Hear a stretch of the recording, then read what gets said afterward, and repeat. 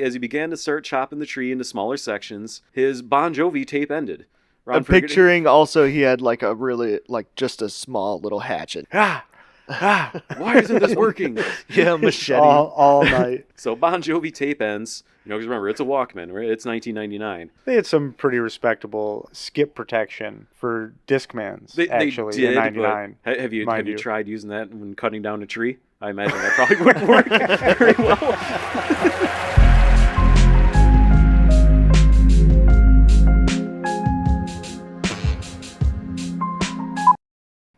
Welcome to We Won't Finish This podcast. This is a writer's room podcast where we pitch movies to each other that we'll never make. I'm Zeebs. Savage. Spaceman. All right, and what's going on today is Spaceman is presenting a movie to us. Savage and I have no idea what it's about. He's got notes and he's prepared, and we're hearing it for the first time along with you. We don't even know what genre it is, so Spaceman, why don't you tell us what you got for us? All right, tonight's feature presentation is called Y-2-Kayfabe, and it is the tale of an apocalyptic collapse of society and how survivors began to take on wrestling personas that would dominate both the entertainment and political landscapes. Now, what's funny about this is we were joking around before this podcast even started, and there was a lot of wrestling jokes, and I didn't even actually start it. So I'm hoping we can kind of keep up that energy. We've made very few. We've made very few. So this is a timepiece then. You said Y-2K. It is, yes. So total chaos. It's everything that we feared it would be. Oh yeah, absolutely. So okay. We'll get obviously into the story here. A little bit of world building, but yes, like Y2K happens just like everybody feared back, in the 1999. So just a little bit of world building I have, just kind of going into it. Limp Bizkit's fighting it out every day on Total Request Live with the Backstreet Boys. Oh yeah, Fred Durst is very prominent in the story. No, he's not. But yes, it's there could be a broken Fred or. For some reason I'm saying Carson Daly, but they could both be hunkered down in the apocalypse somewhere. They really could. Now, I took a little inspiration from this story, just kind of give you guys like a little bit to work with here from Hunger Games, because like I just kind of felt that kind of fit. It's not really into the story like at all. There's no like battle dome or a bunch of kids are killing each other. There's nothing like that, but you'll see kind of where I took a little bit of inspiration. So a little bit of world building. People that survived the apocalypse, with previous or new personas fit for wrestling, kind of became de facto leaders of their communities. So kind of imagine if you got this like really big charismatic dude that's kind of like in your neighborhood, like everything kind of just starts to gravitate towards him. He's just oozing machismo, as they might say. So it's a rip-off of Razor Ramon, which was a rip-off of Tony Montana. I mean, that's not in the story, but it could be. Keeping doing the world building here. Yeah, they fully embraced their new identities, and they stayed in character at almost all times. I'll say almost, but it pretty much is all times. Well, you don't break kayfabe. Hell yeah, exactly. brother! Exactly. Just explain for anybody who doesn't know what kayfabe is. Yeah, I mean, kayfabe, that is basically staying in character at all times. You already put it best. Now, there is, I don't even remember which wrestlers it was, but like back when wrestling was like really way more, they're trying to put out there was real, all that stuff. There was a couple wrestlers that were driving somewhere and they got pulled over, and they stayed in character, and I'm pretty sure they got arrested because like it was utterly absurd. Can you imagine? Just went to jail and fought each other. Basically, like yeah, I'm sure they got ripped out of their car and started cage match. Put them in the cage. Wrestling moves.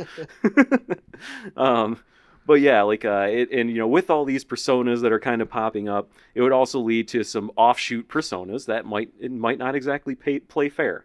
So we picture that as more of like bandits. I also took a little inspiration, not much, and you won't really see much in here, but like be the Legion of Doom, right? Would roll up on motorcycles. Yeah, there you go. Yeah, exactly. Yeah, Mad Max vibes. Yeah, exactly. Now the average survivors of this apocalypse were not the best and brightest of the time. They were simply just far enough away from the major disasters, and they were just better at survival skills. So that's the kind of, public we're going to have here. The townspeople, if you will. They all just have like a poster board sign ready to go. Yeah, probably. Yeah.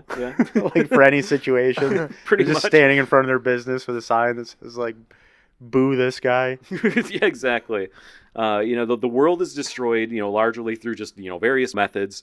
The nukes all go off. Technology failed on a large scale. No power grids anymore. Like now, what I wrote in here, any that do have it is going to be some of and again, just world building, generators, wind, solar, whatever. So no major power, coming from anywhere. And then, many of the towns after Y2K, they have resources, but they're also destitute of resources, if that makes any sense. As we get into the story, They have a lot of some things, but but none of everything. So yeah, at some point I'm just picturing giant faction wars being fought with folding chairs. that'd be pretty good. This guy's just getting hit in the back. Right, that would be the symbol, like the iron worker with the hammer, but it's a folding chair. Yeah, there you go. It'd be a folding chair with like a barbed wire bat crossing it. What is that? The hammer and scythe sickle, whatever it is. Yeah. But yeah, only the region's capital has a sense of prosperity to it in this story, and that's where you can see I kind of took a little inspiration from Hunger Games. WrestleMania. Yeah. So Madison Square Garden is where the good civilization lives. So all right, now getting into Act 1 here, this is where we gotta just destroy the world. So our main character, yeah, of course, we gotta destroy You mean the world. just completely destroy the world? Not completely. Apocalypse style? Oh yeah, I mean okay. it's gonna be it'll get Book intense. of Eli. I have not seen it actually. It's good. I've heard pretty okay good. things. It's worth it. I've heard mixed. I've not seen it. Our main character is named Ron Bottoms. Now Ron Bottoms was just an average guy before the events of Y2K. He worked in a mostly physical job, so he kept in pretty good shape. He was a pretty big dude, just kind of picture stature-wise, what you might think of with a wrestler. What job? What did he do? I for some reason I had him working the docks or something, like a butcher shop or something. Yeah, just something highly physical. I didn't really have anything necessarily written in, but yeah, I mean just something like that, something physical. While he never had much of a chance to advance in his career, he was in his mid-20s when this is all about to happen. The world was destroyed. He did have a family, so he had a wife and a son, and he was a pretty charismatic guy. He was able to kind of bring people in. He lit up a room, I guess you would say. He can cut a promo. Is what you're saying. He can cut a promo. Okay. On January 31st, 1999, Ron takes his wife and son out camping. He wasn't the most paranoid guy in the world, but he figured, hey, why not be in the middle of nowhere and have a nice and quiet New Year's Eve? It's January 31st? Yeah, January 31st, 1999. Y2K. That's the next day is January. The turn of millennia, he's like, oh, shoot. I'm going to December, set I meant December December 31st. Sorry. Yeah. Okay. December 31st. So this is New Year's Eve, and 1999. we're rolling over. Yep, It's yeah, exactly. ones and nines are going to zeros. This is the year that he's decided, I'm just going to hang out at home. Yep. Pretty much. He was like, yeah, I'm going to, New York looks a little crowded. I'm going to just go out to a campground. See, I was in middle school, so I didn't do anything for it, but I feel like that was a big deal. Yeah. This is set in New York. Now, I will say probably the sweetest pair of glasses you could have for New Year's was probably 2002. If you think about Somehow it, they managed to. It doesn't matter what the number is. They managed to make glasses for it. They do. I don't know how. just switch the hats this year. Yeah, right. Exactly. Let's give everyone a button. So they're out in the middle of nowhere having a nice and quiet New Year's Eve. The family's having a great time. They'd already been at the campground for a couple of days. Did all the fun activities you can think of on a camping trip. They hiked. Went for a canoe ride. They even took a wilderness survival course that they saw in a local ad. The owner was quite the character. He looked like he was a guy who spent, his whole life living off the land.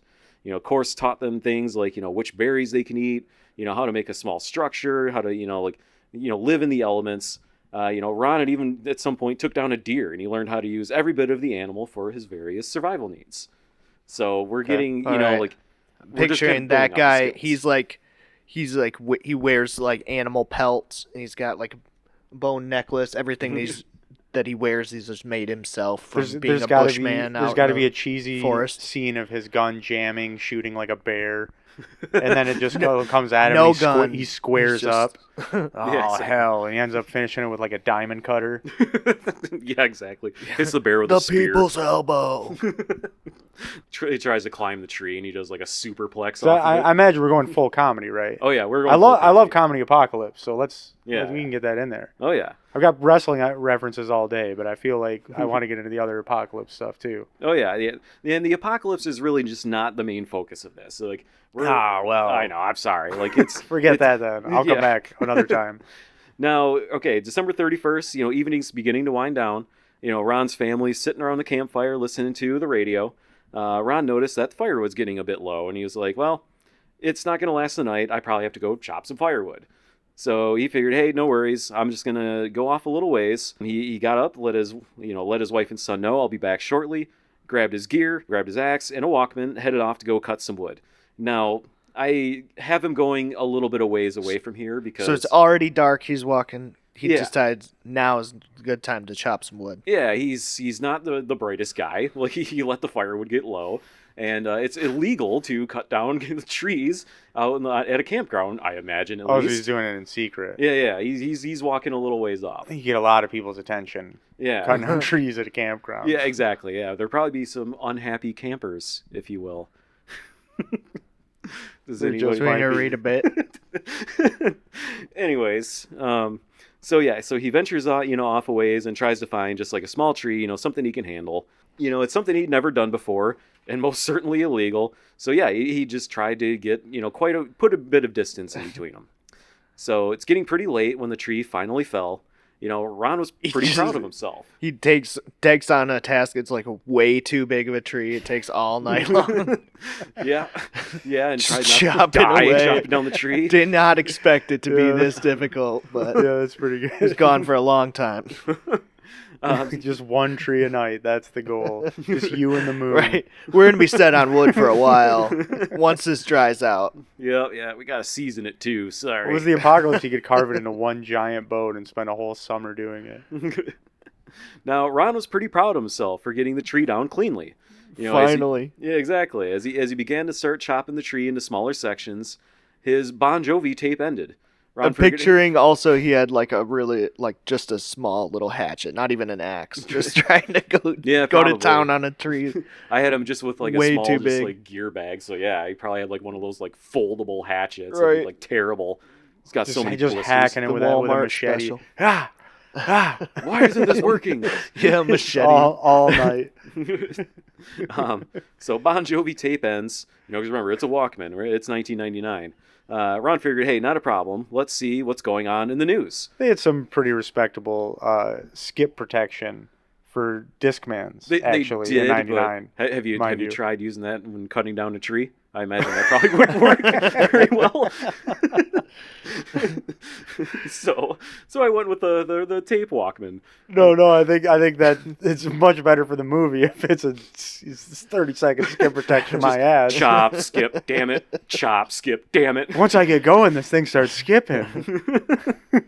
Can't figure it out. So yeah, the news. He starts listening to news and trying to find a news station to listen to. My Bare Naked Ladies CD. Yeah, exactly. And now reality starts to set in. Reports are starting to pour in from around the world. Time zones that have already made the time switch. We're seeing massive disasters. The nukes are launching or just simply exploding where they were stored. Power grids are turning off. Basically anything, remotely computerish you can think of, it's all failing. It's all in the worst imaginable ways. It's all because of the time. Well, the rumors were that, the jail cells are going to open and the nukes are going to launch. And, it was like every worst thing was just going to go wrong. Where it's like, okay, if it switched over and the computer malfunction, why would it ever decide to, I guess that must just mean launch it? Pop. Right, exactly. Pop off. You safety's off. You think, if anything, you would lose the power to launch the nukes yourself or something. Yeah, it would just crash. Yeah, exactly. It just wouldn't be usable. You would blue screen and be like, oh, I guess we can't launch the nukes. Yeah, exactly. You would think that. Sorry, we can't get these prisoners out of these cells. So Ron grabs whatever firewood he could carry and he starts running back to his family. And I imagine he's just carrying a few logs and he's not the brightest guy, so it's probably slowing him down a little bit. Picturing him with the whole tree. Yeah. Trying to drag it back through the forest. Over his head.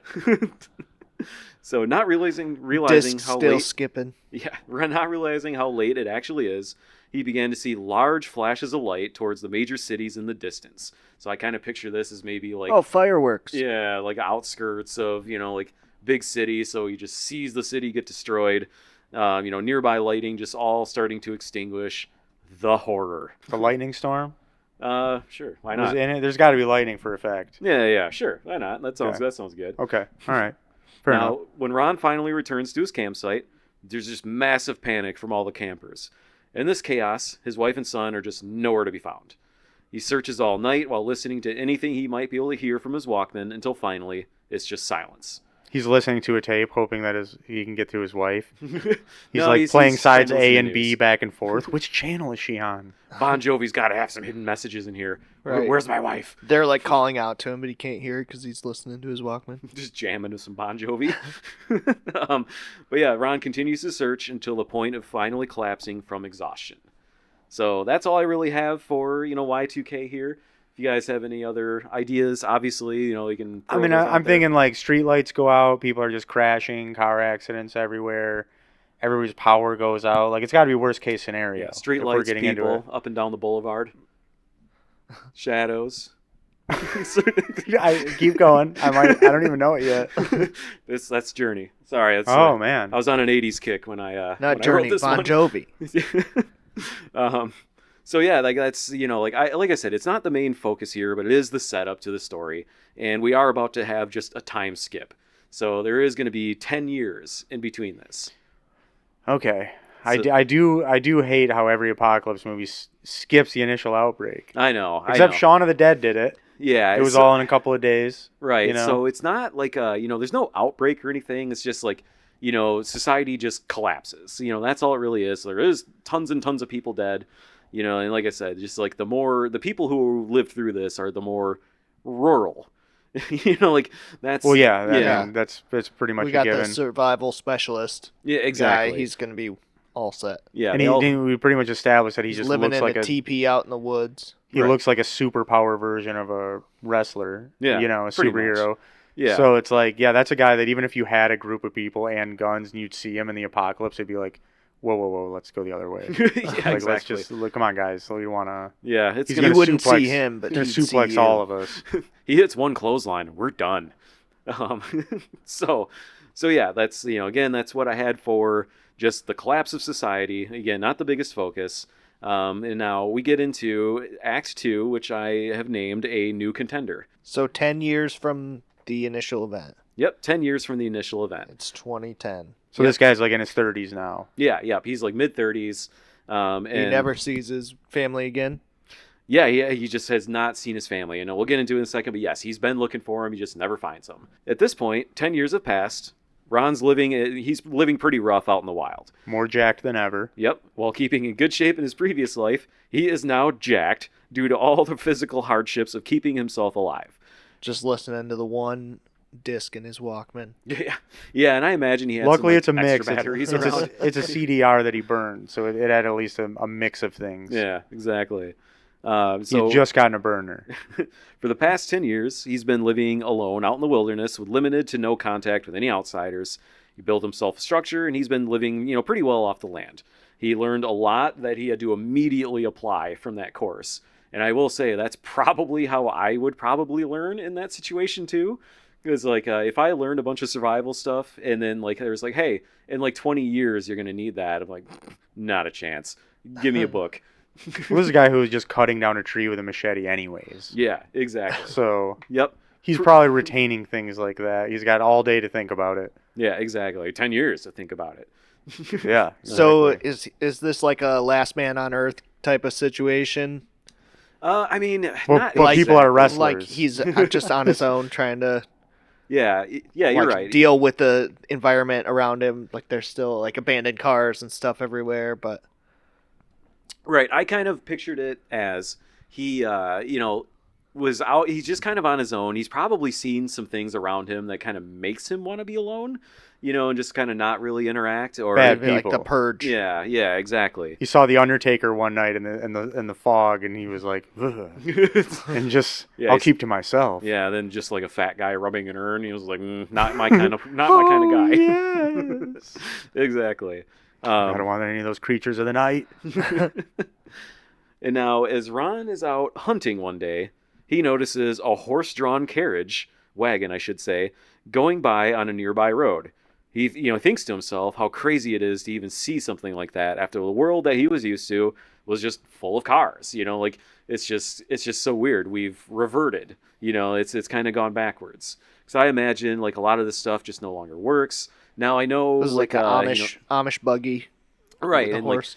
I know kind of like newer cars have like all the microchips and everything, but I kind of still thought it's like, well, most of the cars are no, probably this is the right now. 90s though. Yeah, well, now it's like the People, 2000, but the cars are from a the lot of 90s. people still have the turn handle windows and stuff. Yeah. So, and plus they say gas breaks down in like a couple of years. Yeah. Or something like that. So Right. it's not that like you wouldn't all these like siphoning gas on The Walking Dead later seasons. It's like, well, would be worthless. But tip, they do say that RV gas, the economy gas or whatever, that does last because it doesn't have all the additives. So that's what you siphon in an apocalypse, people. Good to know. Hit an RV lot if you suffer in apocalypse. That's your gas station. Yeah, he notices this wagon, but not mine, not my RV lot. And so he's just used to cars and all this stuff, and they're just like it's just not around anymore. As he's watching, he notices some movement. In the tree line. Cars would still work in '99. Yeah, but this is like 2000. Well, not if like, there was like an EMP 2009, or something. But like the pumps wouldn't work. Yeah, if it was an EMP goes off, it's Y-2K worst case scenario. Yeah. So the nukes did launch. Their city's gone. So most cars are gone in this scenario. Yeah. And like unless you just put a lot of care and knowledge into preserving something, which we'll get to that later. As he's watching the wagon go by and kind of just like, we're using wagons now, it's crazy. He sees some movement in the tree line. Looking closer, he begins to realize that what he's about to witness is an ambush. The bushwhackers. This would prove to be no ordinary ambush, and Ron felt a sense of duty to go help. So you're onto something. Now, please tell me there's a bunch of bushwhackers in there. It's not the bushwhackers per se. Now, as Ron makes his way closer to the wagon, he's trying to see what the heck's going on They're here. throwing plastic toy frisbees out like they did to the kids. They're like, just getting hit with them. Now, like Ron, he starts getting closer to the wagon. He's trying to see what's going on. The trap is sprung. Out of the woods run 4 individuals, and they're all wearing matching tights and shirts. They're all wearing starter jackets because it's the 90s. No, they're in full wrestling tights. I'm picturing like black with like lightning bolts on them, like some like real like ridiculous looking wrestling tights. Now, Ron sees it and he starts to lose a bit of momentum just due to sheer confusion. He's just like, "What the hell is?" And they're this? like they're in the jungle. Yeah, they were in the woods. So you could like throw each other and they could bounce off like vines back at you. Yeah, well, there's not a whole lot of vines and like where I'm picturing this, but I mean, sure. how far are we going on realism on this one? No, that's fair. That's totally fair. Right. No, off a branch, off the top. We haven't even gotten there yet, but I'm guessing no rules as long as it can be a wrestling reference. Yeah, absolutely. All Absolutely. Right, fair enough. Ron can only think to himself, what the hell am I seeing? Like, this is ridiculous. The men begin to climb onto the wagon. The driver's punched in the stomach and then hoisted vertically into the air, and both men drop to the ground. He's kicked and pushed off the side, crashing to the ground. As he lay there favoring his back, the man jumped from the wagon and delivered a massive leg drop. Baffled as Ron is, he felt he knew what he needed to do. Any thoughts so far? He got his ass kicked in a wrestling match here. It was a 4-on-1 handicap match. There's about to be a 4-on-1 handicap match. I'm hoping that your note said exactly that. Not exactly, but that will come up soon. Louisiana tornado match. Yeah.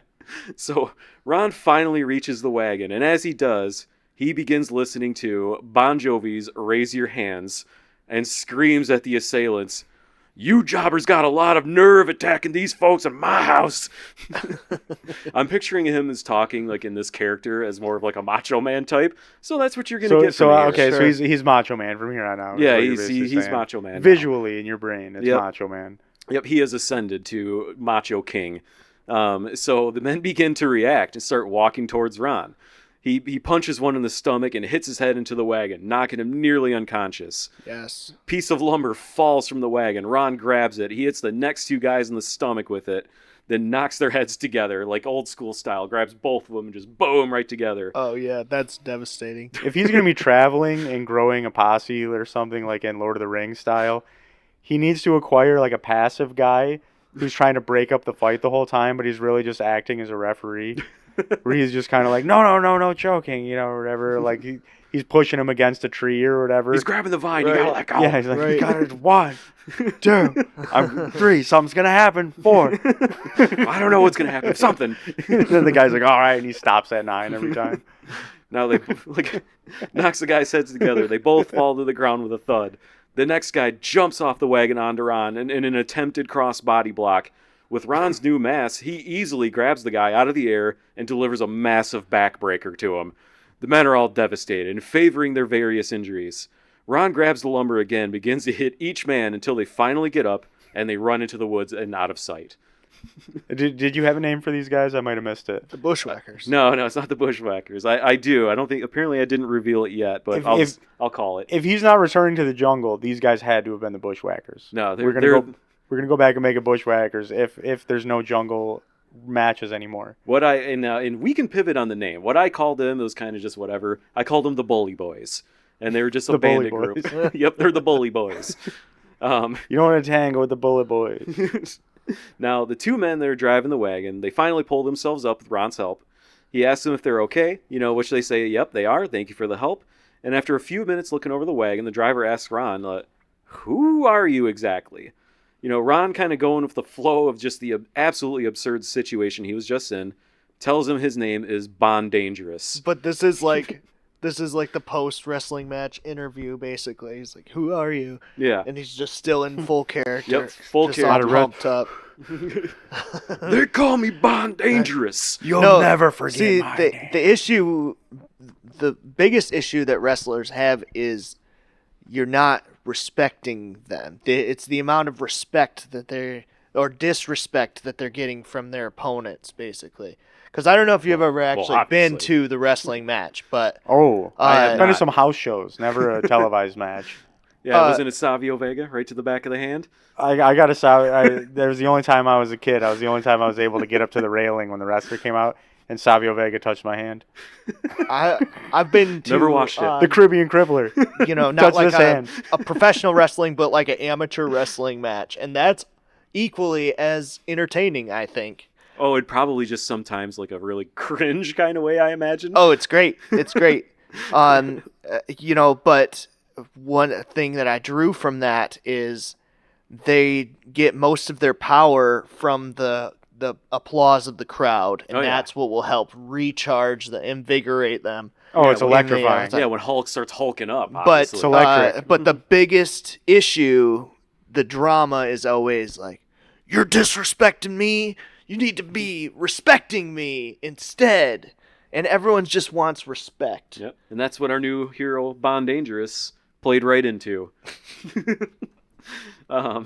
So the drivers shoot each other a look and say, fella, you need to come with us. You just single-handedly drove off the Bully Boys, and we've never seen anything like it. They're undefeated. They're undefeated. Ron agrees. He hops into the back of their wagon. The wagon begins to move again. There's a new sheriff in town. Yeah. For the first time in 10 years, Ron begins to hear what's been going on in the world. Now, I kind of wrote in some, maybe like a few questions here, a little bit of world building too. So yeah, after a few years, small communities began to just spring up in the areas unaffected by Y-2K. And yes, each of these communities started to be built up around a strong persona that represents the community in what I am calling the RWF, the Regional Wrestling Federation. Sure. So it's territorial. They have wars to be had. Yep. Oh yeah. Okay. The community Ron is heading towards was once a major player, on the scene until a tragic accident took their wrestler from them. Now, I don't have any names for any of these communities. I don't have like the tragic trial by here. combat. So we can really get creative here if we want as to what happened to this. He got hit with a chair and he just never got up. Yep. It went 1, 2, 3, and then 4, 5, 6, and just 7, 8, 9. It's just the count kept going. His mother's still counting. So yeah, and then should the Bully Boys have had some kind of theme music they played before they attacked this wagon? I mean, of course. Yes. Now, do we have any ideas? Because I didn't really. Because that way you hear you're riding a wagon through the woods and you hear it before you see it. You're like, oh shit! Like, what is that music? It's the Bully Boys. What song? Oh my God! Is that money for nothing? I think the Bully Boys are here. Exactly. So yeah, I kind of wrote this as just like we're in dire straits now. Who knew that setting up an ambush involved wiring speakers? Oh, but that was pretty good. I liked that one. But yeah, I had this kind of written in as like this is all just kind of being explained to Ron, like on his like wagon ride back to this town. At this point, he's still not completely, staying in character. So he's kind of probably slipping back and forth a little bit. I just want my kids back. As the wagon arrives in town, Ron starts to look around and he sees the residents all just kind of look like stereotypical, just malnourished peasants from the Middle Ages. He asks the driver, how come everyone just looks so dirty and like they haven't eaten in months? Living on the only way and Slim Jims. They're all dirty because the only way to draw on a poster board, which they all carry, to hold up in the crowd at these events, at these climactic moments of the movie, you have to do it laying on your belly on the ground. All right, fair enough. Just saying. Setting the ground rules. Literally. Yeah, we passed a bunch of fields with crops. So he's like, so I don't really understand. The driver responds like, well, Mr. Dangerous, as I told you on the way here, we lost our contender some time back. Once he was gone, there was nobody to protect us from bandits like the bully boys that you so expertly handled earlier. And we're also paying a tithing into the RWF so we can still have a chance at a better future. See, all the local towns, we pay in with crops or whatever resources we might have so they can participate or at least attend the shows if they have no proper contender. The RWF champions' respective towns all get a share of the tithings and prosper. You should see the capital. It's even got a solar power grid. But careful of the champ, though. He's been known to defend his championship on sight. You looking at my belt? Yeah. It was like, you like the gold? So each town has their representative wrestler. They're each going to have a symbol. There's going to be like an anthem for like, walkout music for each one. And it's tribal in that way. There's a lot of showboats, I think, in charge in this movie. Yeah, and just so I say it, like, everybody is 100% buying into this whole thing. Like, everybody's into it. Like, you had a vertical suplex on somebody, everybody believes that hurt like hell. Oh, yeah. It's just, that's the level everybody's at here. They believe everything that's happening. And now, if you remember at the beginning, I said that this was also in the political landscape. Now we're going to start to get into a little bit of that here. And I wanted to kind of just set this up, a little bit ahead as we go, just so we kind of know, the talking points. The politicians up there like, I can't hear you. I can't hear you. Exactly. And this is more of like a secret kind of government that this is happening to. So you got to picture the RWF as a means of them moving resources around and kind of screwing over the general public. So just kind of think of it in those terms. They'll have matches that just kind of like, they're meant to kind of move some resources around. So think of it in those terms as we go here. So taxation through wrestling event. Yes. They're just overcharging or something, and that's how they're like, yeah, everything's free here. It's great. And they don't realize, like, we're spending a lot of money at these wrestling events. Pretty much. Yeah. So I said the champions towns all get obviously they prosper because they're getting in more of these resources, but you might have like a single match that happens. The winner gets like a barrel of corn. You know what I mean? Yeah. And this guy comes out and he's acting like, I'm the man, blah, blah, blah. I'm the champ. And then he goes back and he's just like getting whipped by like the elite. Yeah. Right. And they're just like, you're going to do it again tomorrow night. Yeah. Yeah. So they would be like gladiators basically at that point. Yeah, kind of. I guess in the established towns, or at least some of them maybe. Like, it can vary from place to place how things panned out. Yeah. But yeah, just imagine, like, all these places, they're going to have, like, a town square. American There's going to be a gladiators. wrestling ring right there. They're all just built for this. So this is their life. This is their entertainment. They just kind of build these communities around these guys. But they would be very different. Like, there'd be, like, the party area, and it'd be, like, I don't know, the NWO or DX or something. Yeah. Yeah, there you go. And it would just be like a little hideaway somewhere where there's like a small community. All right, so the driver begins to explain more and more about some of the different towns in the area, some of the different contenders they all have. Ron's almost in shock by all the life that's been around him for so long that he just never ventured really out to explore. As he pondered this and the wagon rolled on, he thought about his wife and son for just a few moments until the wagon stopped. Ron saw that they were in front of an old gymnasium. The driver speaks up, well, Mr. Dangerous, this is our stop. We're hoping you'll talk to the people inside and consider helping us. You can see we need it. Ron thanks the driver, he hopped off the wagon, and he's met by a hunchbacked man by the gymnasium doors. Ron looked at the man, somewhat puzzled, and greeted him. Hello there, I'm Bond Dangerous. What is this exactly? The hunchback man hisses at him. Come with me. Right. Walk this way. That's pretty good. We can go British. So Ron walks through the gym. You see some pretty average-looking guys all training on various equipment. The hunchbacked man leads Ron through various areas just to show him where he could train, eventually leading him to a private room. Like, this is where you stay, contender. All your meals will be provided. You only begin to train with the various machines and men here. Rest for tonight, and we'll begin tomorrow. So, hunchback man narrows his eyes. I love it. He narrows his eyes at Ron and just seems to just almost slither out of the room. As he did, a servant comes into the room, sets down a meal for which Ron happily eats. He thinks to himself how weird everything is getting, but nonetheless, he drifts off to sleep. In the middle of the night, Ron awakes with a startle. A figure he just can't quite make out is in the room. As he struggles to adjust his eyes, he's hit with a steel chair, and he blacks out. It's like we got to go with the theme here. Oh, of course. Sure. So Ron awakes sometime later to just a lot of noise around him. He's in a gym, but not the one from the town he was in earlier.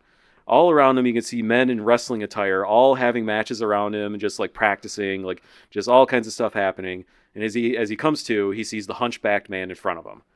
And Ron just immediately is like, where am I and who the hell are you?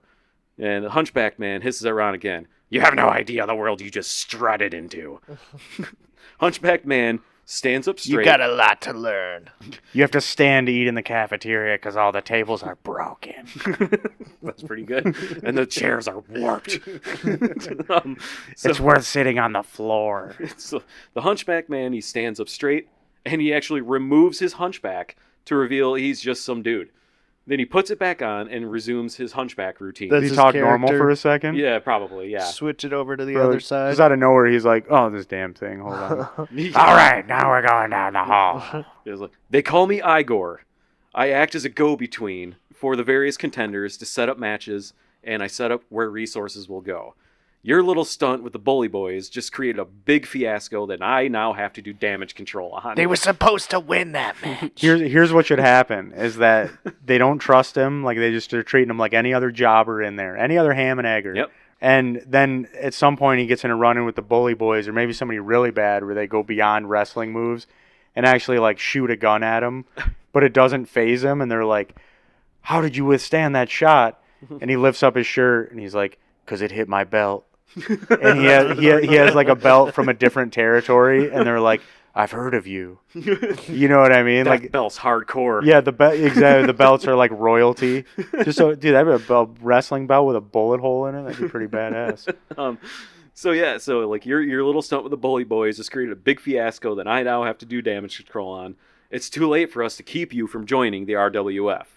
So you need to see the deeper layer to all of this. You are not Ron anymore. You are Bond Dangerous, and you need to act like Bond Dangerous at all times. Do you understand?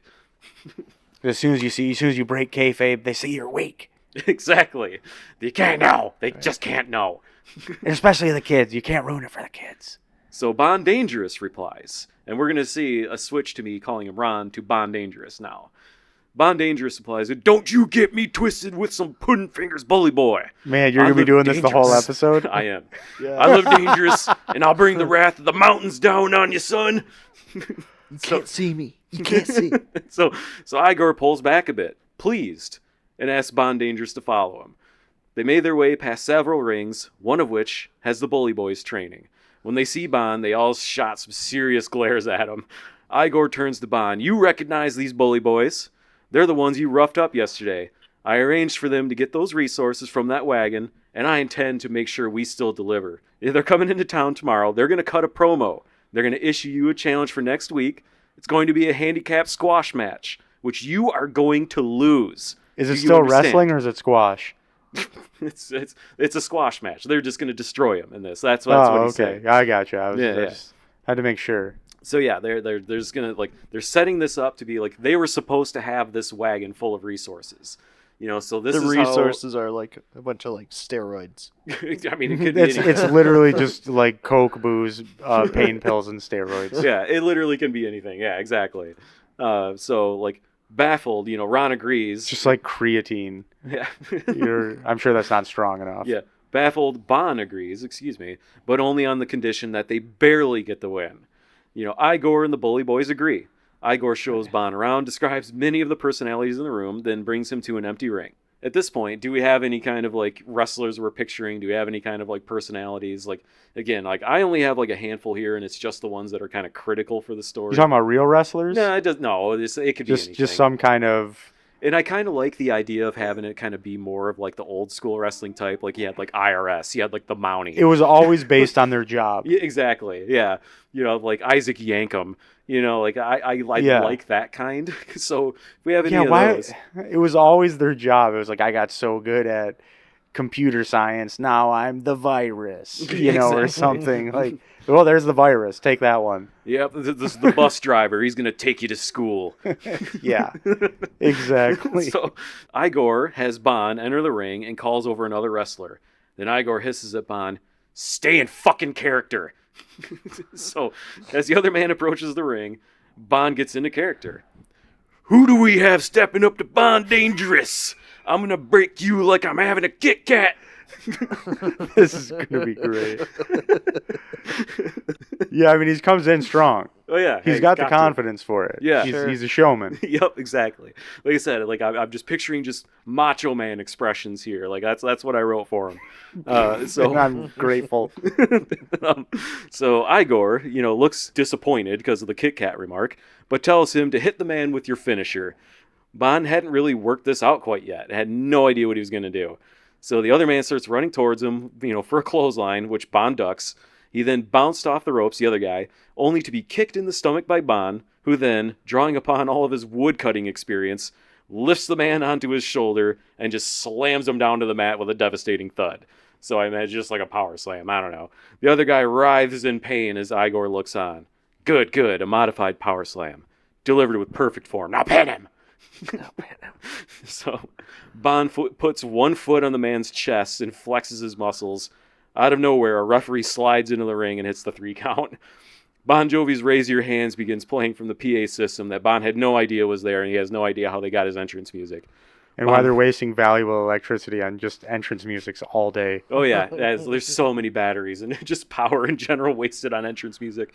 Bon walks away to a back room where Igor quickly joins him. Good, you're catching on. Much faster than most. The crowd's booing him. Yeah. He's a heel. Yeah. Well, we'll get there. I will return to the gym, conscious this time, as I believe you understand the larger world you have just entered. They get back into the wagon and ride back into town, which takes some time. The ride's mostly silent. Bon gets back to his room. He goes to sleep. The next morning, as expected, a commotion is heard in town. The Bully Boys are cutting a promo in the town market, and they're tipping over various stalls. They're smashing fruit. One of them yells out, "Where's that coward that attacked us from behind? We want him next week right here in the squared circle. You don't get to sucker punch the Bully Boys and get away with it."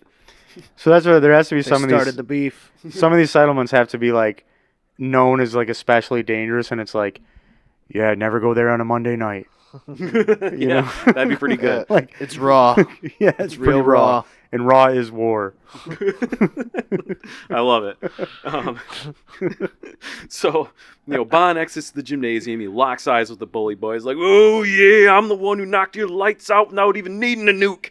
This town is under my protection. If you want those supplies from that wagon, you're going to have to roll it over my dead body out of this town." Oh, this is just next level. Townspeople all begin to gather and cheer as Bon's talking, and they start booing as the Bully Boys respond. It was like, "I think we have an understanding, Bon Dangerous." So these arguments they break out all the time, and like I said, the townspeople just get their signs and they're like, "Let's go!" Yes. And they just gather around every time and just hold up like, "Fuck the Bully Boys!" Exactly. You know? The Bully Boo. bitches. It's like, "Since you think you could take on multiple Bully Boys, how about we make it official? 4 of us against you. Winner takes the wagon." He's like, "Ooh, you're on, bullshit boys. Next week, you're going to learn what it means to cross Bon Dangerous." This is riveting. This is poetry. No, the crowd of And townspeople. what a performance. The townspeople just erupt with applause and cheers as the bully boys smash some fruit on their way out of town, and Bond Dangerous just struts. Grab like a basket of tomatoes and just start smashing it on their heads. So yeah, it's to like try to be 18 intimidating. It's like 1800s style where like when you're getting booed, you're getting hit with like tomatoes and Yes. eggs and stuff. That's why there's like But- no resources around. They use it all. For Yeah, the like you crowd said, it's just chucking Get- it get a into the tomato ring. around. Just to power like the lights for some guy's entrance music. They have to like some guy's got to scavenge gas for a week. Yeah, like throw like a cup of like apple juice at someone's head, and they're like, Jesus fuck, dude, you know how expensive apple juice is around here? Like, don't throw that. And that's the taxes. They in the flyers it says bring your own tomatoes, blah blah blah. And there's a guy who that's what we're feeding the horses is the tomatoes people throw. I'm picturing you know, one of the wrestling all these hidden personas taxes. is like a jester, like a medieval jester for some Pretty reason. good. It's like, yeah. Now at this point, like, I just kind of have like a montage of Bond Dangerous just doing some just various mundane things while staying in character, leading up to the match with the Bully Boys. And like, obviously we can get a little creative with that. Like if he gets served a meal that he doesn't exactly like, just bangs his hand on the table, just starts just staying in character. Right, he's doing sit-ups and they're like hitting him with a bat every time he sits up. Yep, gets up, hits in the chest, like, Yeah. yeah, another one. Just keeps going. But if you're gonna play the kayfabe angle, I feel like even though they're the bad guys, that let's say it's like Sunday night and they go to the bar and see the Bully Boys, are just like, hey man, nobody's around, like we can just chill. Yeah. And like actually like gets to know them, and then the next day it's like maybe he like earns their trust, like all right, well let's just go easy on each other tomorrow. And then he goes in there and they start kicking his ass again, and he's like, what? And they're just like, I'm a bully boy. What can I tell you? I'm a bully boy. Yeah. Bully. So now the day of the match arrives. Bond again starts to hear the commotion from the townspeople. The Bully Boys are coming into town. They're blasting their entrance music. An announcer can be heard starting to introduce the Bully Boys. And Bond has just never heard this before. Like, where'd the announcer come from? So they get to the ring and they start Pretty high doing their production heel here. routine. What's Let's that? get It's pretty ready high to production here. wrestle. Oh, yeah. Yep. So they're doing their heel routine for a few moments. Bond then hears his entrance music hit, and he starts heading to the ring. As he's making his way, he sees Igor in the crowd, who shoots him a look. So he just knows, hey, I'm being watched. The announcer explains that this is a no disqualification match. Bond didn't know this previously. So now it's a 4-on-1, no DQ. In the apocalypse. In the apocalypse. Weapons allowed. Anything goes. Yep. So now all 4 Bully Boys get into the ring at once, and they just start to jump Bond, because clearly that's what's going to happen. Sure. Now, Dog pile. yeah, like, selling of the moves goes back and forth with Bond obviously mostly on the receiving end. The match spills out of the ring. As they continue to battle, Bond gets thrown into a tall spotlight. As he hits his back against this spotlight, and now I'll pause for a moment. I'm picturing like just stadium lights, just like tall parking lot lights modified, so they're just all on the with ring, a turnbuckle like base. Sure. No, this is outside the ring, but But that's how he sells it. yeah, he definitely sells it. Now he hits his back against the spotlight, and he feels it suddenly starting to move. And he looks up and realizes that it's falling. Bond jumps out of the way as the spotlight falls to the ground, landing on all 4 Bully Boys in the process and killing Sparks. them. So he has now killed all 4 Bully Boys. Oh, I was picturing maybe like while one or two of them was fighting with Bond Dangerous, that they would go over to the wagon and try to take the supplies off of the back of the cart, but the crates are so heavy, and they open it up and it's just like weight lifting equipment. It's like it's just Literally weighed just down weights. with just weights. They can't even roll the cart away. But So yeah. basically, they kicked his ass so hard they died. Yeah, right. Is what you're They're telling all me. dead. Bond looks Yeah. around stunned and can't find Igor amongst the crowd. The crowd is just totally silent, and he just slowly just puts both arms up in the air. You just hear his Just music. erupt in laughter. Oh yeah, the crowd is silent for only a moment until the announcer loudly proclaims that Bond Dangerous is the winner by multiple fatalities. As his music Finish hits, him. the crowd goes wild. In a unanimous decision by the judges, Uncontested he's victory. the winner. You Does know, he still have to go researched pin him? Like that's there's a silence after the death, and then you just hear like there's a long pause, and then you hear somebody like pin him. There's like They're like a squashed body, but there's just one leg sticking out, so he's like twisting the leg. Yeah, the ref's like, I think his shoulder blades are touching. If those are shoulder blades anymore. So for the next couple of days, things are quiet. Remember, Bond couldn't see Igor anywhere in the crowd. So he's nervous. Bond stays in character as all the townspeople just gush over him for the win. On the third night, Bond awakens to Igor demanding that he come with him. They make their way to that secret wrestler meeting place, as we touched on earlier, as Igor scolds Bond the entire time. Bond created a lot of issues for Igor with spreading out some of the regional resources by killing the Bully Boys. It is then explained to him that he is going to take on a tag team partner for a while as he learns more of the ropes of how the RWF really runs things. Because they can't trust him right now on his own. They got to get somebody else in there that's been their guy for a while. Now, I don't have like a persona or anything made for this tag team partner. Honestly, we kind of like gloss over that. So somebody comes out of the crowd. So okay, you got to think, this is how we have to get there, is how does a wrestler in the wild discover his tag team partner? Right. So that would be like if it's a gas station worker, you're pumping gas and you see him thwart off a robber or something. I imagine you're at like a bar and like you just like you're in a bar fight and you go to hoist this guy like to try to like throw him like in a direction and some other guy comes up and hits him with like the 3D and just helps you out. We have perfect chemistry. Exactly. It's like you read my exact moves. So, at this point, like I said, Bond and a tag team partner, they team up. They start having some wins, some losses here and there. Igor's just in the shadows. The tag team partner needs to be a sumo wrestler.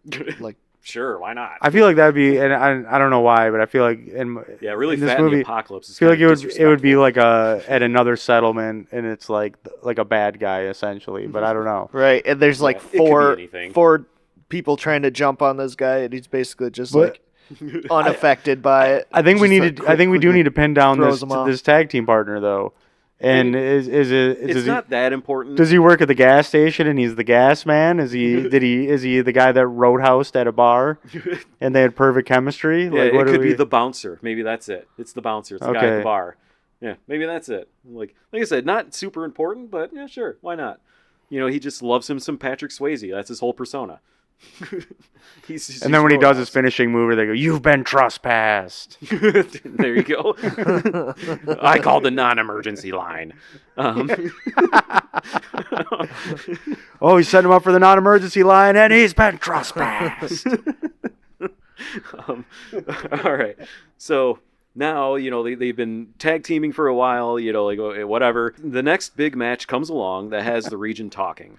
Bond has become a bit of a star at this point with his first match that really gained him some popularity along the way of this persona. I gotta imagine, there's not a lot of else going on in these towns. Like that's the main spectacle. Is it. Like this is what they do. I do feel like just getting back to the resources, it would have to be steroids as the number one resource because that's what keeps. Right, if it's all based in get the edge, these different settlements battle with their champion like in a show. That steroids if that's how territory is claimed and resources are had, then I feel like steroids is really what's going to keep you on top. You'd be like, dude, don't tell anybody. We only have like 20 people here, but we have one really jacked guy. And be like, nobody can beat him. So we've been good. They're giving us food for hundreds. Yeah, and now remember, in this world, like the people like are pretty like they're kind of like oppressed in a way, like they're all poor. Like this is actually like a really bad situation. The RWF is like really kind of like taking advantage. Yeah, basically if you're not jacked, you're a peasant. You're either really skinny or you're jacked, and there's only a few of those guys in each town. Right, exactly. Yeah. So this is like a really bad setup. It's a pretty funny setup, and to think that the different towns have different vibes just based on the persona of their... Exactly. Yep, exactly. So the next big match comes along. That's kind of how it would be though. Like in just to get away from the wrestling, but like in the apocalypse, if you're the guy that controls a gas station in the apocalypse that hasn't been depleted and you've got power to run the pumps or whatever, that is your whole thing. Where it's like, with our champion, the gas man. We're just make it Diesel. We just go Big Daddy Cool Diesel. Runs that town. The guy that lives in the bus. He's approaching the ring and he throws a match behind him. It's just a flames burst out. They're the only ones with a flame show. Looking cool, walking away from it. But that's how I'm picturing it, is like in the apocalypse, whatever business you claim as your territory, that's now like what you're known for, because people Yeah. are like, oh, the Bed Bath and Beyond guy. Like, we can Bed get. Bath and Beyonder. Yeah, if you need towels, let's go to that guy. You know, This guy so, sells Jello shots and sunglasses, and he makes a killing. Yeah, we call him he'll put you in the Jello mold. All right. So yeah, the next big match comes along. He's gained a bunch of attention. He's a bit of a star. The stage is set. The backroom deals are made. They're going to win against the Mountaineer and Timber.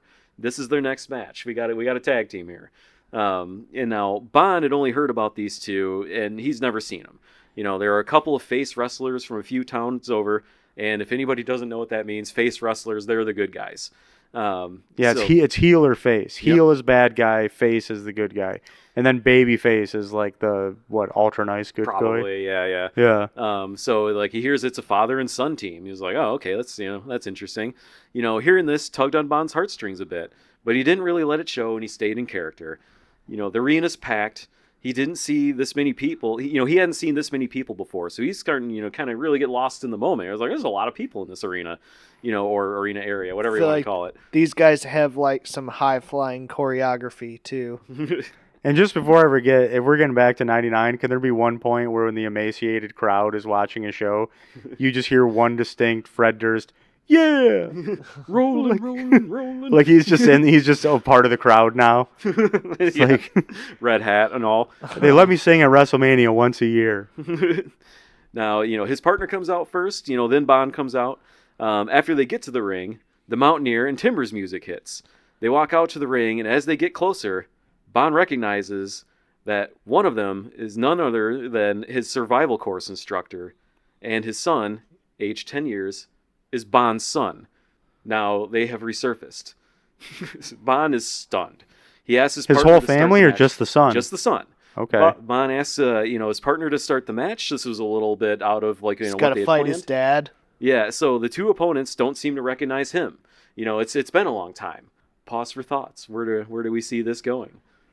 His son has resurfaced. So has his survival course guide. Just to give another second to think, I was just thinking on the whole structure of the societies in this weird wrestling world, is that WrestleMania should be a 1 year thing where all the champions go and battle so that there actually is like a world champion and somehow it gains resources for your territory or whatever it is. It'd be pretty good. Yeah, that'd be pretty sweet. But okay. I don't have Yeah, anything it would be like an old school like gladiator arena where there's nothing else for miles and miles around, but you have to like pilgrimage there to see the spectacle. There's battles like in each territory depending on what's going on in their area, like through any time, but it's all leading up to it's the road to WrestleMania. Yeah. Basically. Yeah. Now, but it's okay. So we're on his son, though. Yeah. Now, as the match goes on, Bond's he's doing terribly. He's not hitting any of his spots. His head's just not in it. The crowd even begins to boo. Now, and like I said this previously, but just to call attention to it again, they're supposed to win this match against the Mountaineer and Timber. Okay. Now, like as it goes on here, crowd starts to boo Bond and his partner. He manages a few spots, reel him back in. This goes back and forth for a while until Bond's son tags in to face him. Now, after only a brief back and forth, and a move Bond is supposed to kick out of, the ref hits 1, then 2, Bond doesn't raise his shoulder, and he says his son's name as the ref counts to 3. Very dramatically. very I'm sure there's going to be a slow count, where in the movie it's just... says his son's name, and I didn't even name this kid. Andrew. So like I just rolled with his wrestling name throughout the whole thing. Yeah. So Timber, shocked, stands up. The ref raises his arms. Music takes longer to play as was this was completely unexpected. They weren't supposed to win this one. Yeah, because on the going off the script again. On the CD, Bond's song was later in the track, so they had to go all the way back around, and going backwards was slower. Yeah, they got to rewind and shit. Right. It's awful. Was it side A or was it B? Lincoln Park. So some fake paramedics like rush to the ring to Papa get Bond Roach out of there. They get him out of there on a stretcher, trying to like really sell this. He's then taken directly to that secret wrestler hideout, where he is then scolded immediately by an awaiting Igor that proclaims they can't trust him. He keeps botching finishes. He's told to await further instructions so the RWF can just figure out what the hell to do with him. Bond listens, he stays silent, eventually being taken back to his town. The next day, Bond planned to sneak out and go find his son. Little did Bond know, that would not be necessary. Getting in Act 3. Thoughts? Anything going on? I'm thinking that his son shows up and he's happy to see him, but while he's there, he either has like a tattoo from a rival wrestling group, or maybe he even tells him, does the whole like, you know what, Dad, suck it, and does the whole DX thing, and his dad's like, he's with them, No. you know, yeah. So the next morning arrived, and Bond went about his normal routine until he started hearing some commotion outside. As he opened the door to his gym, he's immediately hit in the gut with a steel chair. A crowd starts to gather outside. They boo as they watch two wrestlers just beating Bond senseless. The crowd's already ready for the ambush. Yeah, they're like, ready. They're ready to go. So we just have to picture setting up that ambush. You're the wrestlers, and you're like, yeah, when he comes to this door, I'm gonna hit him with a steel chair, and just like dozens or hundreds of people are gathering around you, and you're like, all right, everybody be quiet. He's not here yet. Right. You know, and you're just like, please, 300 people, just be quiet for 1 minute until I hit him with the chair. Then you can unload. And they're all just like, yeah, yeah. Yeah, basically. Now, they're beating Bond senseless, or so the crowd thought. The beating keeps getting delivered, but as the blows land, Bond hears the wrestlers telling him to fake pass out, and he needs them to come with him. It's the Mountaineer and Timber. And he Bond just goes plays along. Yeah, of course he does. It's kayfabe. Yeah, it's kayfabe. Y-2-Kayfabe. Yep, Y-2-Kayfabe. So that's probably what it is that, because you got to think there has to, and this is later in the movie, but there has to be some moment where all the peasants are like, they've been malnourished, and like they're like, we need to put resources into the entrance because the lights, the light show, whatever, the music, it's worth more than us eating enough food. And then later they find out, like, there's rumors like, wait, wrestling's fake? And like all the peasants, that's when the revolution happens. So yeah, like he gets beaten senseless by the Mountaineer and Timber, which Timber is his son, and the Mountaineer is the survival course guide. And now they abduct him, they take him out of town. The crowd just obviously just plays along. So the trio finally reach a safe place and they begin to talk. Timber tells Bond everything that's happened to them over the past 10 years. So Timber is his son, as a reminder. They're still in character. Yeah, I mean, they're just talking plainly. They're not in character right now. You know, when Y2K happened, there was a mass panic, and after waiting some time, you know, Timber and his mom ran to the Mountaineer's cabin to see if he could help. You know, they were waiting around for Ron to come back, and they just, you know, he just wasn't. So, you know, things are getting pretty scary. They went to go find this guy because he just seemed capable. You know, the Mountaineer, he was in the middle of urgently leaving to get to his bunker and told them they could come along with him. Bond looked over at the Mountaineer and began to just cry and thank him for saving his family. You know, because at this point, this guy he looks like a hero. You know, Bond wasn't around, you know, his family ran off to this guide, you know, try to just save themselves because, like, nukes are dropping, you know, in the distance, you know, all this stuff. So the Mountaineer responds that you might not want to thank me yet because I was definitely fucking your wife for 10 years. Bond snaps instantly, and he and the Mountaineer begin to fight for real. Like, I would say, the Mountaineer, he's another wrestler, right? Yeah, he's a wrestler. Yeah, perfect. Because otherwise, why would you? I mean, you're a dick, but why would you ever just commit suicide like that? Yeah, exactly. Hey, Brock Lesnar, guess what? You know. So yeah, like you know, they start fighting for real. However, it starts to get pretty awkward as they keep trying to perform And like wrestling out of moves on each nowhere, other. the crowd just starts to gather again. You just hear a big gasp from the crowd when he tells him. Oh, There's always people watching. Yeah, they're at a secluded area right now. Like I said, they're just talking plainly at this point. I think they're being peasants always watching, and it being a surprise sometimes where something happens, and then you hear like, there's just like a dozen people like behind a bush. Yeah, no. Is there anything else that we could throw in here that makes the scene even sillier? Because I feel like you like crying and thanking a guy, and then telling you that like, oh no, I was kind of banging your wife, like. That's a pretty big 180. Well, especially the wrestlers. I mean, it's gonna get pretty bad. It's gonna get no holds barred pretty quick. Oh yeah, Yep. Yeah, definitely.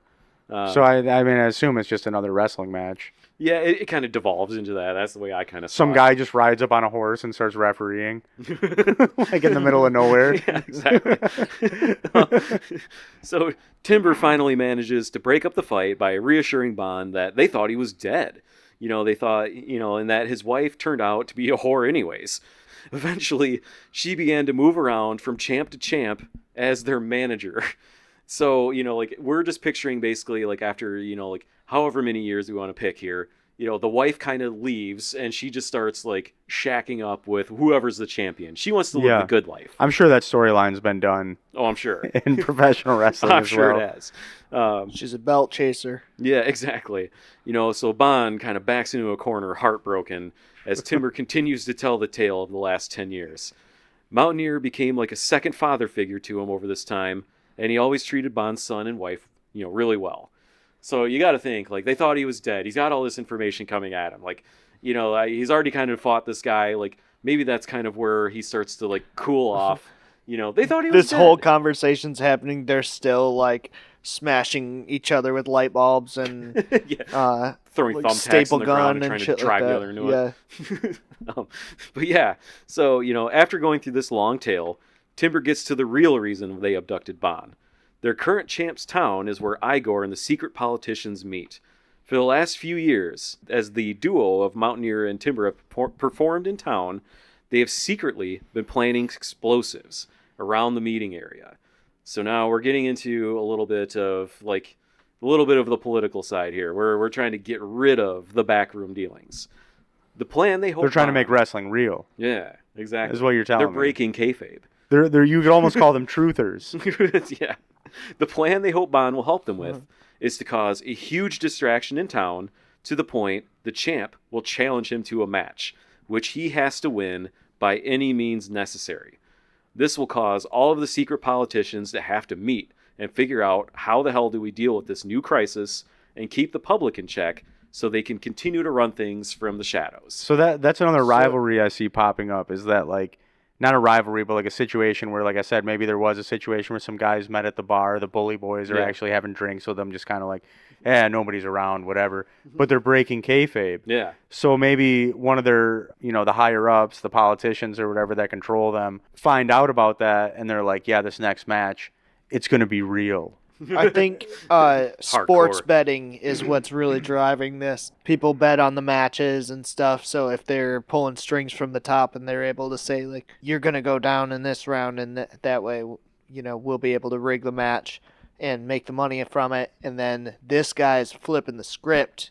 He's not sticking to the plan, and it's screwing everything up, and maybe the peasants now, they're starting to, they were betting on the wrong people. It's a little bit of snatch in there. Yeah. With like the taking a dive in the fights kind of thing, but I love it because then that's where, especially it ties in with what we're doing, where this guy's not going with the script. Yeah. Where that's where finally somebody just tells the guy he's gonna fight, and he could think they're friends and they just had drinks the night before or whatever, but they're like, no, this match is gonna be real. Like, beat the hell out of them, and then that's where, like, there's a twist where now it's becoming real gladiatorial because these peasants, they're paying so much for corn dogs. I think, and then they're losing every bet.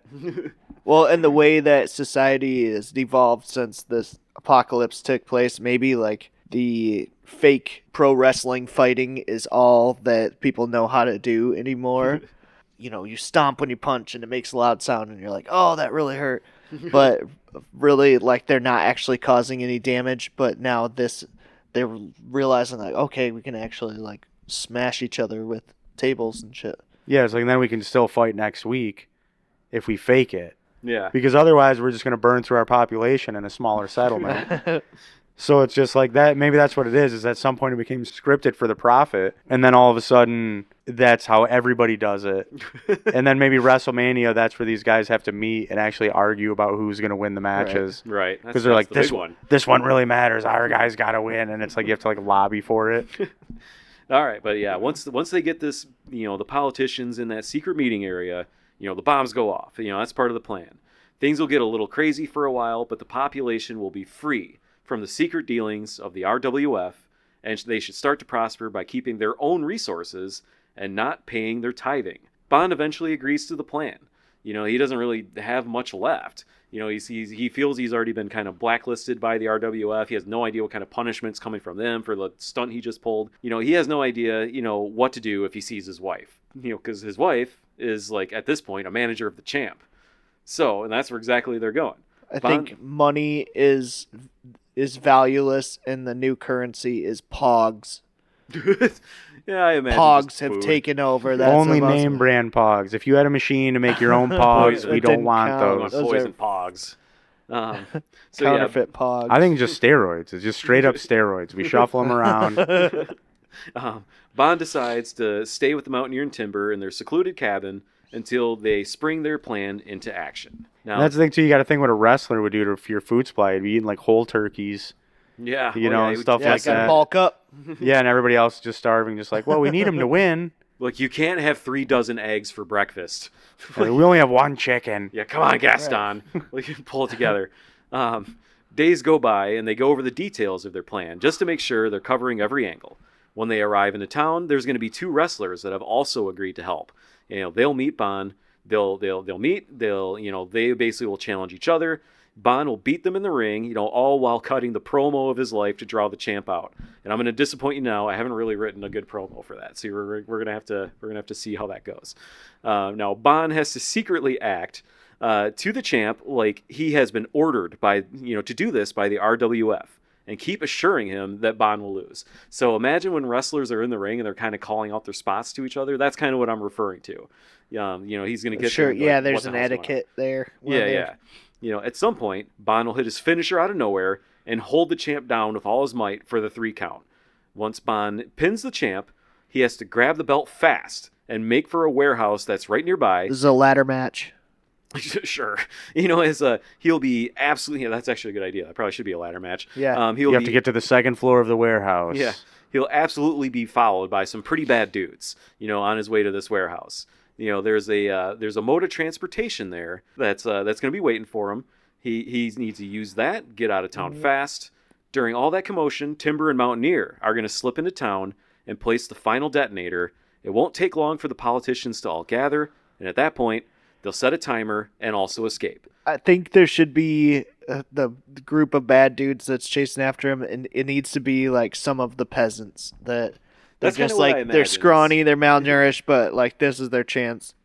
So after they do all this, they ride off into the sunset, new region, new life. So that's the plan. So the day finally comes, and everything starts out going to plan. Bond starts cutting a promo. The 2 wrestlers that were agreed to help, they come to the ring. They have a match. Bond dominates and continues cutting the promo to draw out the champ. A huge crowd is gathered. Remember, this is the capital. So they've got an absolutely massive crowd gathered at this point. And the first problem with the plan happens. The champ's not there. He's nowhere to be found. He's not coming out. Bond just keeps cutting the promo. He just keeps talking. He raises the intensity. How does he sound again? Like, ooh, I need the champ out here. So he keeps with this promo until a woman finally comes out to address him. As she starts to cut her own promo about how the champ can't be bothered with such a lowlife, she gets into the ring and she recognizes Bond. As she begins to stumble her promo, Bond tells her, keep going. And he's going to hit her with a chair, and she needs to play along. So they're obviously concocting this. Yes, obviously it's his wife. She keeps cutting the promo as Bond exits the ring. She's just like yelling at him. I don't know. So somebody, Bond gets out there. He throws a peasant off of a chair, brings it back in, and then he just rocks her with a chair smash. And the crowd goes wild. Crowd goes absolutely crazy for it. That 2-timing hussy. Exactly. You're going around from champ to champ. It's going to happen eventually. So then, Bond keeps calling out the champ until he finally hears some music. And now, I have no idea what the champ, his persona is, what his music is. He looks like Elvis. The new champ that has his wife. Yeah. It has to just be Val Venus. Okay, that's I'm fine with that. Mean, pretty much just has to be an overtly sexual character. Yeah, coming out with a towel on. Just the most upsetting. You're like, oh my gosh. So the champ rants about how he's going to tear Bond limb from limb and how dare he hit a defenseless woman. As the champ gets into the ring, bell goes off, it's go time. Bond and the champ lock arms in a grapple. The champ quietly asks him what the hell is going on, because he has no clue. This is just sprung on him. Bond tells him, and they're being quiet. They're trying to keep it from the crowd. Bond tells the champ that RWF made him come here and do this as some kind of build-up to get them more fish. The champ says, okay, awesome. I like fish. So that's the resource in this. He was like, oh, okay, fish. So Sweet. fish is the best they got in this Fish. territory or whatever. Yeah, he just likes fish. He was like, oh, okay, fish. Sure. Perfect. Yeah, all right. Continue. So the match goes on, and Bond starts to look around in the crowd, and he spots numerous hunchbacks. And he thinks to himself, oh, these are all the politicians. It's starting to make a little more sense now. He had only had dealings with Igor. So for some reason, they're all just faking hunchbacks, and that's just their persona. They all got hunchback from sitting in the nosebleed seats and Well, said, but never that's- again, we're going to run this place. It's fish, but they're all like irradiated fish from the nuclear apocalypse or something, and that's what's giving them their super strength. It made them really smart, but they're all hunchbacks, and they just have to learn to manipulate wrestlers. So things Just are going like great. Gollum just eating raw fish. Oh, yeah. Yeah, beginning part of Lord of the Rings. The third one, oh, yeah. Like, you could be the Smashing champion it. one day. Listen to me. Precious. So things are going great. He's letting the champ get in all Look at kinds me, of my offense. life's pretty sweet. The moment comes, As much fish as I ever could eat. Bond catches the champ off guard with his finisher and then presses all of his weight down on him. 1, 2, 3. Now, the plan has worked up to this point. The champ is stunned. He's walking around the ring absolutely furious. He's screaming at a hunchback that's nearby. And moviegoers get to enjoy that same Bon Jovi song yet again. Oh, yeah, yet again. Yeah, You're going to hear it all movie. Bond rushes to ringside where the belt sits. It's or, the biggest belt Yeah. that's ever been. Or in your suggestion, it's a ladder match. So He's got to maybe climb that's the how it ladder ended. to get the belt. Yeah, maybe that's how it ended. He climbed he did something to kick the champ out of the ring. He's got to climb the ladder. He gets the belt. Either way, he grabs the belt. He takes off for this warehouse. He can see it. It's in his sights. He's on his way there. So he's like speed walking. He's trying to get the hell out of there. The crowd is in an uproar. They're just stunned. Their champ just lost. On a random challenge. They part for Bond as he rushes away. People begin to follow him. So he picks up the pace. As he gets to the warehouse, he frantically searches for the transportation that's supposed to be waiting for him. And he finally sees it in a distant corner under a tarp. Bond rips the tarp off to reveal a limousine. He hops in, grabs the keys from the visor, starts the engine, and begins to drive. I had to go for the limousine. It's just classic for wrestling. I had to do it. So he's driving in this warehouse. He crashes through a gate. At the warehouse entrance, to the shock of many bystanders. It's been years since they've seen a car. As he's driving out of town. Yeah, they've got to be surrounding the vehicle, Oh yeah, they're pounding on it, trying to get in. Yeah, they're See somewhat who's partying inside. for it. Yeah, yep. As he's driving out of town, he sees two familiar faces starting to slip in. Mountaineer and Timber are here. They're going to do their part. As he starts to put some distance between himself and the Capitol, so I picture him obviously just kind of driving out of town. The window to the back of the limo rolls down, and a woman in the back says, "Driver, do you know where there's a good campground around here?" So, obviously, his wife has entered the limo. On to the next. So, She's going to go searching campgrounds. now, obviously, it's a reference to where they parted. So Bond looks into the rearview mirror and he sees his wife. She starts to explain to him that she's known about that limo for some time and was waiting to see who was going to come for it. Once she recognized Bond, she knew the day had come, that someone was going to come for that limo. Bond asks her how she knew. She begins to tell him that she figured it out, and I figured it has something to do with all the bombs that are around the secret meeting place for all the politicians. So she's smart. So she's got around. So where is this one? Where is this taking place now? This is just in the limo, New York driving earlier. out of town. I feel like it's got to be in Vegas, though. Like the ladder match was in Vegas. That's where everyone accumulated. Yeah, it could feel like Vegas for sure. Yeah. So why he's not? driving through the desert Yeah. now. Yeah, and this series of events all happens pretty fast because remember, Mountaineer and Timber are in town. They're trying to do their thing. They're part of the plan. Now she tells him, "Hey, don't worry. I haven't told anybody about the bombs. They're still in place." She's smart. She's trying to figure this all out for herself. Bond asks what's happened to her all these years, and she begins to tell a similar story to what she heard from Timber, but with a different ending.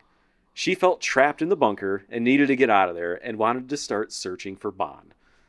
Now, Bond was never a small guy and he was pretty charismatic, so in all this craziness with the RWF, she felt that at some point she was going to run into him if he was still alive. Like remember, we started out the story. He's a pretty charismatic guy. He's big. Like he's kind of built for this kind of thing. She figured she might find him again someday. She told Bond how hard it was to leave Timber, but he was an adult and he was capable on his own, and that when she found Bond, she would return to him. So not a total whore. So not completely. She was doing all this for a reason, and she wanted to come back to it. Redemption. We're turning it into a love story. Yeah. And she's like, and look what I got, and it's like a briefcase full of steroids, and she's just smuggled off with all the goods. We have enough steroids for you and Andrew. Right. This will last us the rest of our short lives. Yep. Now, as Bond begins to try to process all this information, his wife tells him that they're never going to stop hunting him. Is she all jacked too? She's like been using the steroids. Yeah, like China. She's just like super buff. Sure, lady. Why not? Becomes like Michelle Pfeiffer in Scarface, but just with steroids. She's like, you got to get off the gear. She's just like more jacked. You're more jacked than me, and like she puts him through a wall. But yeah, so she says like the RWF is never going to stop hunting you. Bond, you're going to have to make everyone believe you're dead, and you're going to have to make a show of it. And it's got to be now. I've got an idea. She'd stashed a bunch of liquor and cigarettes in the limo that they're going to make use of. Also, when the Bully Boys tragically met their end, their bodies were brought back to the capital. But they just didn't care about the Bully Boys because they weren't actually from the capital. So not knowing what to do with them, since they were bandits, they were just tossed into a shallow, unmarked grave just outside of town. No respect. No respect for the Bully Give me Boys. respect. So if they act quickly, they can load a Bully Boy into the car and come right back to the capital for one final promo. So load a dead Bully Boy into the car? Oh, yeah. And that's where the elites they're pushing it, because they're just like, the promos is what draws them in. Yep. Without a promo, nobody cares about the match. So they find and load a Bully Boy into the limo and drive back into town to find a stunned and angry mob. Bond's wife tells him exactly where to park, which is just over a manhole cover. She secretly hops out, pries it open, and slips in unnoticed. Bond starts to taunt the crowd and pouring liquor everywhere. Even the champ has made it out, and he's starting to scream at Bond along with the rest of the crowd.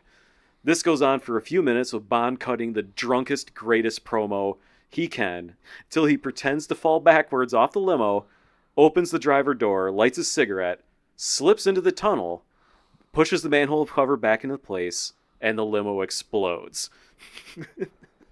Thoughts? The WWF definitely did this. They blew up Vince McMahon in a limo. I know. I drew inspiration from that. It was perfect. The whole thing's inspired by him. The best wrestling references have been real ones. Yeah, of course. So yeah, that makes sense. Yep. So during this explosion, Bond's wife says, "Hey, follow me," and we have very little time. They haven't heard the expected explosion from the secret meeting place yet, and they're gonna go find out what's going on. So only him and his wife know. Yeah. Not even the promoters will say. Yeah, exactly. Yep, only him and his wife. So they've just faked Bond's death. They didn't even know she was in the car, so she's just missing. So they go. Did they leave the Bully Boy in there as a decoy? Yeah. Okay. Yep, they left him in the driver's seat, so yeah, he got blown up. Yeah. After getting killed by a spotlight. So they go through the tunnels until finally finding out, where to emerge. Mountaineer and Timber are there, stunned to see them pop out of the tunnel. They've gotten the detonator in place, but the timer that they were supposed to set isn't working. So that's why we haven't heard any kind of explosions yet. They're still trying to figure it out. And there's no way to set this bomb off from afar.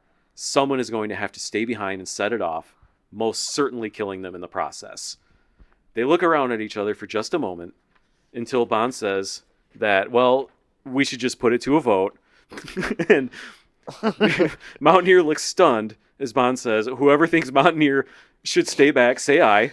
And his wife and son and him all say aye. So they ruled him out. He initiated a vote against a guy in his family. Yeah, basically. That's pretty good. So, well, the Mountaineer, he's the other guy. He's the survival course guy. He's the one who got voted out. Well, yeah, but it'd be funny if it was his idea. He's like, well, let's put it to a vote. And he looks, and it's just a father, a wife, and their kid. and just him. And he's like, oh, dang it. All right, what's everybody think? You guys been fighting lately, hopefully? So, yeah, as Ron and his family begin to walk away towards the tunnel, and enter one by one. Mountaineer tries to give his heroic speech.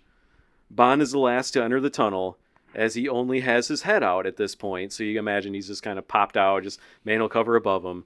He cuts off the heroic speech, of the Mountaineer and said, "That's for fucking my wife for 10 years. After a few moments of running away with his wife as a guide through the tunnels, a massive explosion is heard. They link arms, and they walk towards a new future." The end.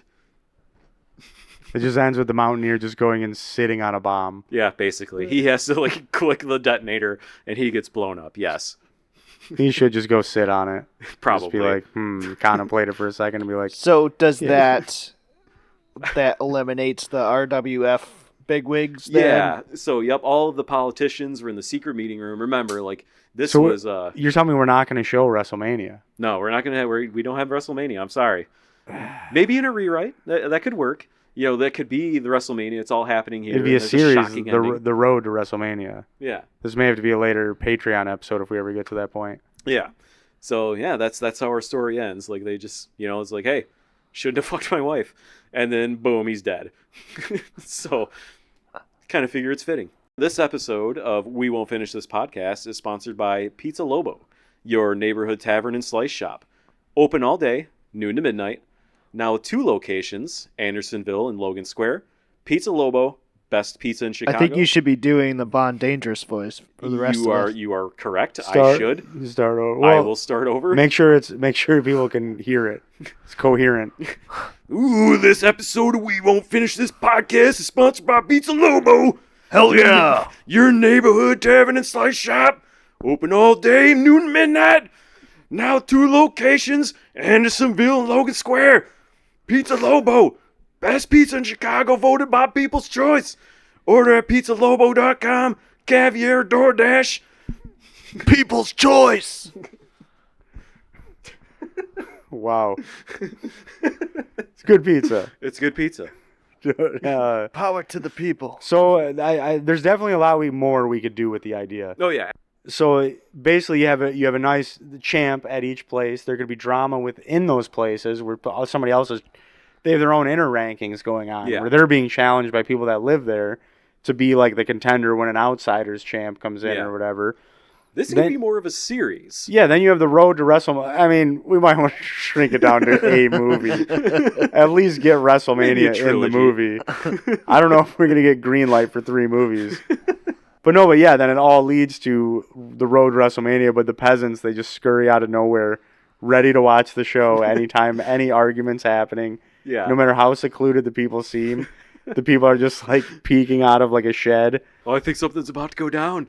Yeah, no, I really liked that angle too. It's just everybody is 100% bought into this. But what it comes down to is their money's being drained. All the peasants' money, essentially, they're like, well, I just eat at the wrestling shows. They do them every night. And the food's overpriced because they're like, well, you're at a show. I mean, come on. And then you expected less than $12 for a burger? Yeah, ear of corn, $8. That's pretty fair at an arena. But anyways, and then it gets into the betting as well, where that's always rigged, where the house always wins on that. And it comes down to one day the peasants will find out. They'll be like, wait, wrestling's fake? And it just causes an uprising. Yeah, they've been faking it this whole time. Yeah. And then WrestleMania, since that's a globally recognized, everybody, like you said, they pilgrimage to it. Everybody at least hears who won what. They want their own place to win. So there would be a council of people meeting, being like, well, you got to give the Hell in a Cell to Bond Dangerous, or whatever, So it's just kind of they have their own inner arguments of what's going to happen at WrestleMania. And then that allocates the biggest resource, which is just steroids. I know, and I really did love that. It's kind of just this is their entertainment, but it was also their politics. This is how they negotiated trade. It was just I liked that silly angle to it. Just seems so ridiculous to me. Yeah, I mean there's a lot there. I feel like we focus too much on the Bond story. Yeah. And could have got into the inner workings of everything, danced around, this champion does this. Yeah. This one does this. I know I made a lot of real wrestling references, which, I mean, we're not going to make the movie anyway, so who cares about licensing? Right, yeah, exactly. But there should be a shady, hole in the wall Las Vegas, and that's just Degeneration X or whatever, and then like the NWO is like people are backstabbing their own settlements all the time, and they do it by ripping their shirt and showing the NWO. Yep, and then just go live in another town for a while. Yeah, like this town is that town now. Bow, bow, bow, bow, bow. Yeah, there's a lot we can do with the idea.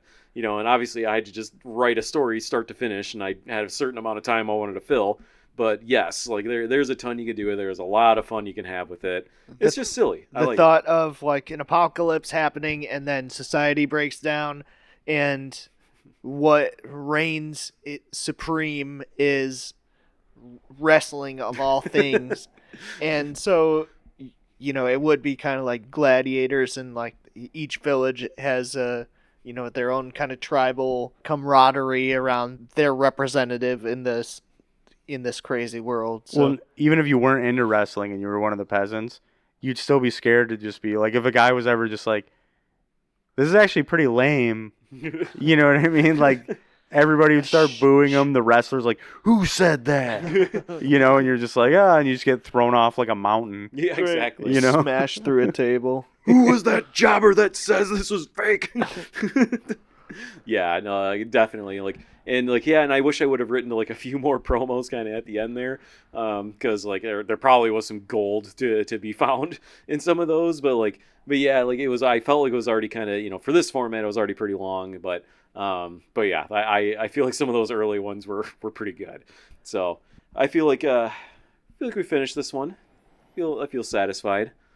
Yep. Well, check us out on social media. Our link tree is linktree/WWFTpod. We've got Discord, all the major social media platforms. There's a Reddit. We got everything. Please check us out. Subscribe. Make sure if you're subscribed on YouTube or Twitch, turn on your bell notifications. That's how you'll know when we're going live next time. We record all these live.